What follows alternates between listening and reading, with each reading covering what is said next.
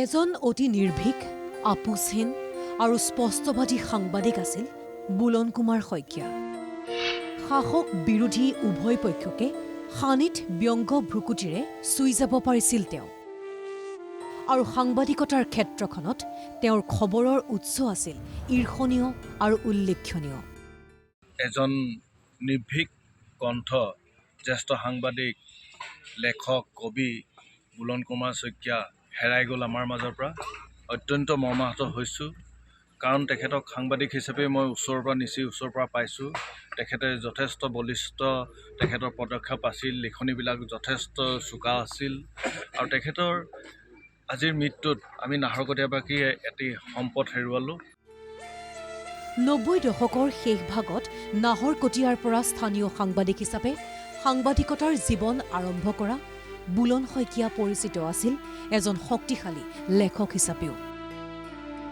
বিশেষকৈ উত্তৰ পূবৰ সশস্ত্ৰ বিদ্ৰোহ সংগ্ৰামৰ লগতে সমগ্ৰ দক্ষিণ পূব এছিয়াৰ ভূ ৰাজনীতিক লৈ লিখা তেওঁৰ উপন্যাস আৰাকান ইণ্টেলে পঢ়ুৱৈৰ মাজত লাভ কৰিছিল বিশেষ সমাদৰ।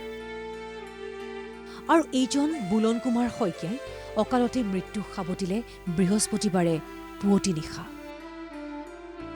দীৰ্ঘদিনীয়া অসুস্থতাৰ শেষত অৱশেষত মাথো ৪৮ বছৰ বয়সতে নিয়তিৰ ওচৰত হাৰ মানিলে NKTVৰ সাংবাদিকজনে। তেওঁৰ মৃত্যুৰ খবৰে এক প্ৰকাৰ শোকস্তব্ধ কৰি তোলে সমগ্ৰ নাহৰকটীয়াৰ লগতে তেওঁৰ বন্ধু-বান্ধৱ, শুভাকাংক্ষী, আত্মীয় স্বজন আৰু সকলোকে। নাহৰকটীয়াই নহয়, সমগ্ৰ অসমকে এক সাংবাদিক জগতখনত এক ক্ষতি বুলি আমি বিবেচিত হৈছে। আৰু বুলনদাৰ আত্মাই সদ্গতি পাওক, আৰু তেখেতৰ যিবিলাক সপোন আছিল সেই সপোনবিলাক পৰৱৰ্তী সময়ত আমাৰ যিসকল সাংবাদিক আছে তেওঁলোকে পূৰণ কৰি যাওক। বহু গুণমুগ্ধ আত্মীয় স্বজনৰ উপস্থিতিত নাহৰকটীয়াতে শেষকৃত্য সম্পন্ন কৰা হয় বুলন কুমাৰ শইকীয়াৰ। একমাত্ৰ কন্যাই মুখাগ্নি কৰে তেওঁৰ নশ্বৰ দেহত। উল্লেখ্য যে অসুস্থতাৰ মাজতো বুলন কুমাৰ শইকীয়াই আৰম্ভ কৰিছিল CNC নামৰ এখন নতুন উপন্যাসৰ কাম। কিন্তু সম্পূৰ্ণ কৰিবলৈ নাপাওঁতেই নিষ্ঠুৰ নিয়তিৰ ওচৰত হাৰ মানিলে থলুৱা ক্ষুদ্ৰ খাদ্য উদ্যোগৰো কাম কৰা সাংবাদিকজনে।